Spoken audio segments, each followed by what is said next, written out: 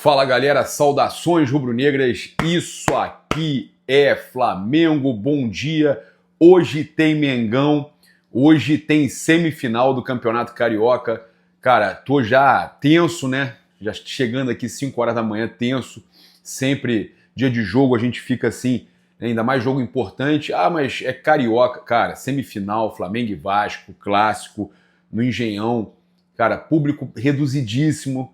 Até ontem à noite só tinham vendido 12 mil ingressos, cara. Terrível, terrível essa decisão aí do Vasco. E o Pedrinho, né, falando que quis levar para o Engenhão para o Vasco se sentir em casa, já que não podia jogar em São Januário, para se sentir mandante. Pô, então vocês não se sentem mandantes no Maracanã? Lutam para jogar lá, falam que é a casa de vocês, e aí no Maracanã vocês não se sentem mandantes? Pô, é surreal. Aí, tá aí, ó, mandante com o público reduzidíssimo, né, no Engenhão, cara, é inacreditável. A gente, então, traz aqui para vocês todas as informações do jogo, fica até o final, que, cara, eu tenho que falar, vou falar de Flamengo, no final eu vou falar sobre essa situação aí toda, desse acordo de paz aí da Rússia com a Ucrânia, o Trump, meu irmão, que loucura foi essa, cara? Essa reunião na Casa Branca, meu irmão, eu tô assim, eu fiquei tonto de ver essa discussão do Trump com o Zelensky, né, o presidente da Ucrânia. Cara, foi uma coisa de louco. Mas vamos falar de Flamengo, porque eu realmente, pô, fiquei alucinado com essa... No meio da imprensa ali, cara, eu nunca vi os caras falando verdade um na cara do outro ali, político... presidente falando na frente de todo mundo, cara, foi alucinante. A gente vai falar sobre isso, mas é dia aí de semifinal, então a gente vai trazer aqui as informações do jogo das 17h45.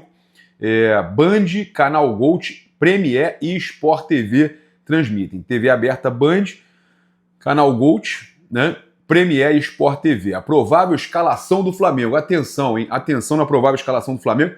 Mas um minutinho antes da escalação do Flamengo, eu quero avisar você, cara, tem aí, olha só, olha que odds interessantíssimos, tem dica nossa na plataforma vizinha, lembrando que é para jogar com responsabilidade, maiores de 18 anos, é diversão, não é investimento, faça o seu cadastro, inclusive com facial, para você poder sacar quando você ganhar. Olha só, Flamengo, primeiro gol, pagando 1,55, Flamengo para marcar o primeiro gol do jogo. Ambas as equipes podem marcar? Não. É só você falar que uma equipe só que vai marcar. Ambas as equipes marcarem, não. 1,72, tá? Se você acha que apenas uma equipe vai marcar no jogo. Mais de 1,5 gols no jogo do Flamengo. Mais de 1,5 do Flamengo, ou seja, o Flamengo tem que marcar 2 gols, tá pagando 1,96. Se o Flamengo ganhar 2-1, empatar 2-2, ganhar de 2-0... já tá valendo, porque já teve mais de 1,5 gol do Flamengo, ou seja, 2 gols do Flamengo no jogo. Flamengo para vencer ambos os tempos? Sim. Aí o Flamengo teria que ganhar os 2 tempos. Ganhar o primeiro tempo e ganhar o segundo tempo. Tá pagando 4,20. Se o Flamengo for ganhar os 2 tempos, 4,20. Colocou 100 ou 420. Cara, tá espetacular. E a última que eu vou trazer para vocês aqui, Flamengo para vencer sem sofrer gols. Ou seja, se o Flamengo ganhar de 1-0, 2-0, 3-0, se não sofrer gols, 2,42. Faça o seu cadastro agora mesmo na Bet Oficial do Mengão e garanta aí as melhores odds e você ajuda o Flamengo. É a Bet Oficial do Mengão. Vamos lá. A gente então tem aqui a provável escalação do Flamengo. Lembrando que é a provável escalação segundo o GE. O Globo Esporte trouxe como provável escalação essa. Não tem vazado nada. Então eles colocam Rossi, Wesley, Léo Pereira, Léo Ortiz e Varela, com a possibilidade de início do Ayrton Lucas. Mas no time titular está o Varela, há a possibilidade de começar com o Ayrton Lucas. Pulgar, De La Cruz ou Everton Araújo e Arrascaeta ou Luiz Araújo. Gerson, Plata e Bruno Henrique. Tá? Esse é o provável time do Flamengo. Eu vou colocar sem os parênteses aqui, que são aqueles jogadores que podem entrar, tá? Eu vou colocar o time que eu acho que vai para campo, tá? É o time que eu acho. Rossi, Wesley, Léo Pereira, Léo Ortiz e Varela. Pulgar, Everton Araújo, Luiz Araújo, no caso Gerson, Luiz Araújo, Plata e Bruno Henrique. Esse é o time que eu acho que vai para campo. Tá? Então, achômetro, beleza? Desfalques: Alexandro, Vinha, Pedro, Juninho, Danilo, Michael, Cebolinha e Cleiton. O técnico do Flamengo, Felipe Luiz, então, cara, falaram que iria poupar e tudo mais, controle de carga. Eu não estou vendo pela provável escalação aí do GE muito controle de carga não, tá? Alguns jogadores apenas. Então a gente tem aqui também o GE trazendo a provável escalação do Vasco, com Léo Jardim, Paulo Henrique, João Vitor, Lucas Freitas, Lucas Piton, Jair ou Tietê, mas o Tietê pode ser desfalque, Hugo Moura, Coutinho, Zucarelho, né, ou Lloyd, que também vai ser relacionado, Ryan e Verrete. Tá? Esse aí é o provável time do técnico Fábio Carille. O árbitro é o Bruno Arleu de Araújo, assistentes Rodrigo Figueiredo, Henrique Correia, no caso, e Hugo Filemon Soares Pinto. O VAR é o Rodrigo Carvalhais de Miranda. Cara, quase sempre esse cara no VAR aí nos jogos do Flamengo. Ok? Então, essas são as informações aí de Flamengo e Vasco. Meu provável placar, hein? 1-0 ou 2-0? 2-0 Mengão. 2-0 Mengão, pra gente já ficar bem na fita aí. Bem na fita pro segundo jogo, né, cara? Seria sensacional. Olha só, passar para vocês aqui também uma informação importante com relação aí ao Flamengo. Cara, Flamengo, a gente teve estreia do Sérgio Hernandes no comando do Flamengo e não poderia ter sido melhor, tá? Na noite desta sexta-feira, o técnico argentino iniciou sua trajetória com uma vitória ao superar o Pato Basquete por 91-81 no ginásio do Tijuca Tênis Clube. Parabéns aí ao Flá Basquete, que já teve treinador estreando com vitória, né? Sem grandes dificuldades, a equipe do Mengão dominou o confronto e conquistou seu 19º triunfo na competição. Com o resultado, o Flamengo segue na vice-liderança do torneio, totalizando 5 derrotas ao longo da temporada, e o time está atrás apenas do Minas, que tem aí uma partida a menos e registra a mesma quantidade de vitórias, tá? Então, o Flamengo aí voltando a trilhar aí o caminho da vitória. Eu gostava demais do Gustavinho, gostava demais dele, mas às vezes a mudança é necessária. Eu, sinceramente, adorava o Gustavinho, né? Mas fazer o quê? Fica aí o carinho, a consideração por tudo que fez pelo Mengão, né? Foi sensacional. Olha só, então a gente falou para vocês que o público está muito baixo, né? O Engenhão terá capacidade para 38 mil pessoas e 38 alguma coisa, mas só tinha vendido menos de 12 mil ingressos até a noite, tá, gente? Então, a gente sabe que vai ter um público aí bastante reduzido. Uma pena isso acontecer. Olha, tá viralizando muito uma declaração aí do John Textor, e eu vou usar isso para falar, mais uma vez, contra a SAF. Olha só, o John Textor, ele falou o seguinte: não sou presidente de um clube social, não preciso concorrer à reeleição, eu sou dono disso aqui, não dependo do que vocês acham para nada e vai ser do jeito que eu quiser. Olha o perigo de uma SAF, gente. O cara cuspindo na cara dos torcedores, tá? O Vitor Sérgio Rodrigues, do VSR, falou: a frase de John Textor após o Botafogo ser totalmente dominado pelo Racing na decisão da Recopa Sul-Americana é um recado claro. Eu sou dono disso aqui, não dependo do que vocês acham. Cara, é surreal. Cara, o que eu tô vendo de comentário de pessoas sem acreditar, tipo, não é possível que o cara falou isso. Esse é o problema, gente. Esse é o problema de você vender o seu clube. Deixou de ser seu. Ele já falou, o clube é dele, não é do torcedor, é dele. Isso é problemático, problemático. Agora, sentiu, né? Falei ontem, sentiu, teve que levar as taças para a coletiva de apresentação lá do treinador. Então, trazer aqui uma informação importante, que a janela de transferência chegou ao fim. Então, o Flamengo contratou o Juninho, contratou o Danilo. O Flamengo emprestou aí o Charlie Alcaraz com possibilidade de fechar essa venda também.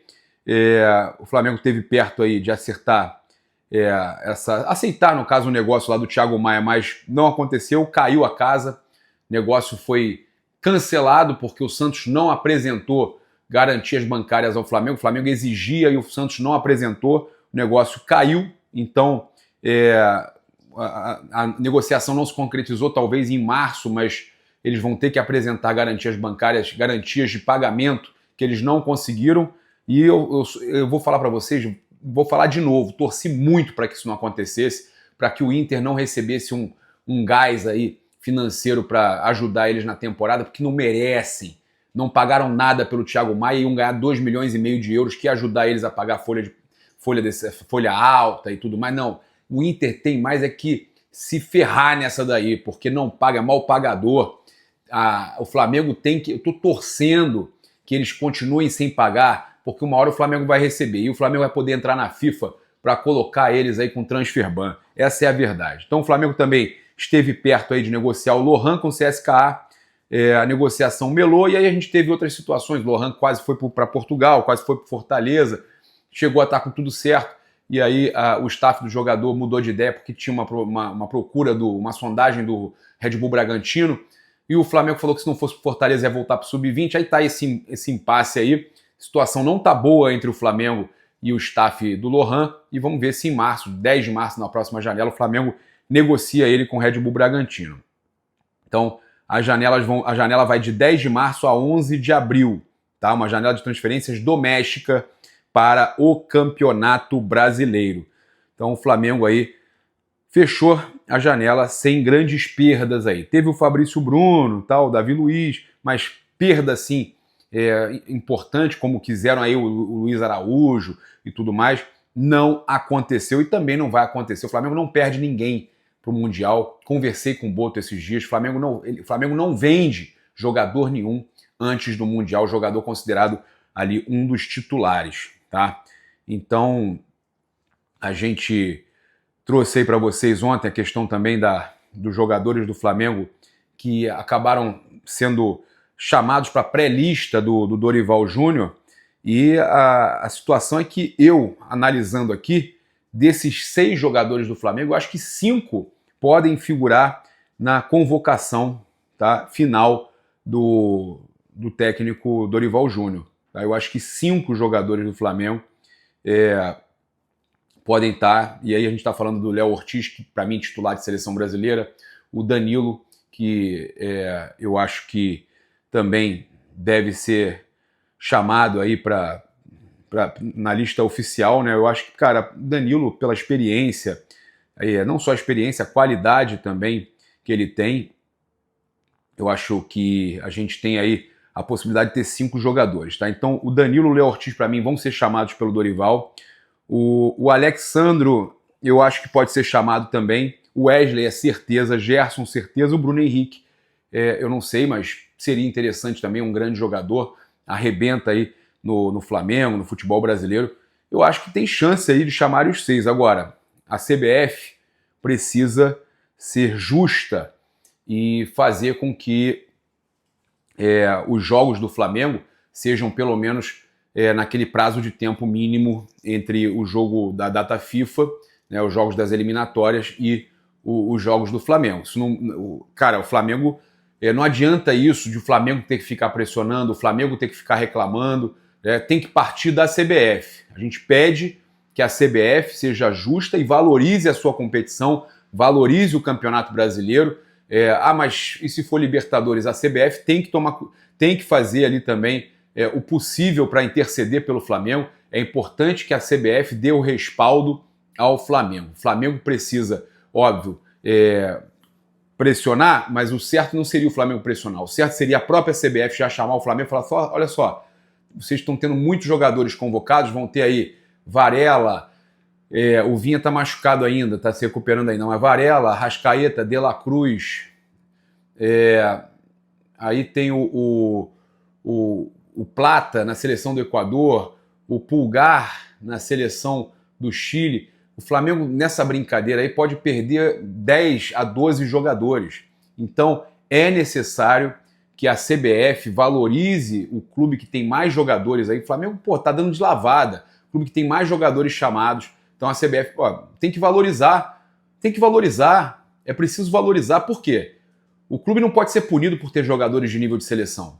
Isso não pode acontecer. O clube não pode ser punido por ter jogadores caros, jogadores de nível de seleção, jogadores aí de nível mundial. Senão não adianta nada você ter um time forte se a tua federação não te dá um respaldo para você ter esses jogadores, senão você vai perder sempre. Olha como é que é lá fora, tudo respeitado. Então a gente espera que de verdade isso seja respeitado, a questão aí da data FIFA e das datas dos jogos. É importante que isso seja respeitado. Respeite o campeonato, né? Valorize o campeonato brasileiro e os campeonatos aqui da América do Sul. Entendeu, CBF? É isso. Pedir de verdade que o Edinaldo faça aí, e quem quer que esteja aí à frente das competições, né, o pessoal que está lá responsável por isso na CBF, que tome cuidado e dê um respaldo às equipes que têm mais jogadores aí convocados. Sobre a situação que eu estava falando com vocês, cara, impressionante. O Trump virou para o presidente da Ucrânia e falou: você não tem cartas mais na manga, você não tem cartas para jogar. Acabou. Ou você assina o acordo, ou você faz a trégua lá com a Rússia, faz o acordo lá de mineração e tudo mais, e acaba com essa guerra, ou você vai causar a Terceira Guerra Mundial, e você não dura 2 semanas sem os Estados Unidos está fora, tá? Ou você assina o acordo, ou os Estados Unidos está fora e você vai ter que ficar sozinho contra a Rússia. E não dura 2 semanas. Aí ele até falou, não dura 3 dias. Ok, e aí ele fala assim, olha, mas pô, aí fala do Biden, do Obama, o Trump, cara, vai para dentro e fala, ele pode ter quebrado o acordo de cessar fogo com o Biden, com o Bush, com o Obama, mas eu não. Comigo não. Comigo ele nunca quebrou, e ele ainda fala que ele tem o Trump falando dele mesmo, que ele sabe lidar com essa situação, cara, e a imprensa toda registrando isso. Para quem é ligado nas teorias, eu vou falar uma coisa para vocês, hein? Pô, negócio de papa, que não é o paparazzo, né? Negócio de aquele que traz os acordos de paz. Olha, eu vou falar para vocês, hein? Tem de coisa acontecendo, abram o olho, né? Fim dos tempos. Que loucura. O que vocês acham? Comenta aí, convido você a seguir, curtir, compartilhar em todas as plataformas. Você que está no YouTube, convido a se inscrever aqui embaixo, acionar a notificação no sininho, deixar aquele like maroto no vídeo. Saudações rubro-negras. Isso aqui é Flamengo. Valeu!